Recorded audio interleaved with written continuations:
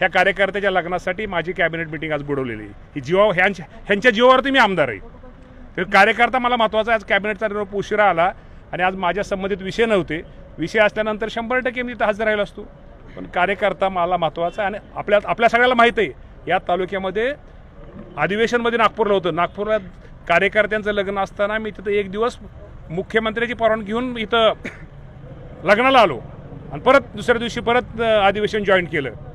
मला ही पहिल्यापासून सवय आहे, जर एखाद्या जीवाभावाच्या कार्यकर्त्याच्या घरातलं कुटुंबातलं लग्न जर चुकून माझ्याकडून राहिलं तर मला संध्याकाळी झोपताना त्रास होतो। इतकं नातं माझं घट्ट आहे।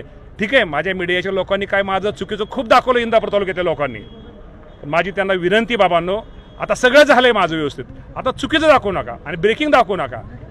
काम मीच करणार आहे, विकास मीच करणार आहे, कार्यकर्त्याला मीच जपणार आहे। त्यामुळे आता कुणी काय काळजी करू नका तुम्ही, हे पण मला तुमच्या माध्यमातून सगळ्यांना सांगायचं आहे की जरा चांगलं दाखवा, तालुक्याला पुढे न्या।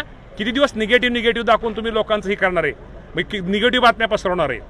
त्यामुळं माझ्या दृष्टीने कॅबिनेट महत्त्वाची आहे, कार्यकर्ता महत्त्वाचा आहे। कॅबिनेटचा उशीर रात्री निरोप आला, त्यामुळं हा कार्यकर्ता हा दुखवला गेला असता। शेवटी कार्यकर्ता तालुक्यातले कार्यक्रम हे महत्त्वाचे आहेत, त्या कार्यक्रमामध्ये मला उशीर झाला, त्यामुळे तुम्ही लगेच ती ब्रेकिंग न्यूज द्यायला आला की मामा मीटिंगला नाही तर कॅबिनेटला नाही तर लग्नाला कार्यकर्ता। शेवटी कॅबिनेट पण मी ज्या डिपार्टमेंटचा मंत्री त्या जर विषय असते तर मला ते जावं लागलं असतं, आज ते विषय पण माझे नाहीत।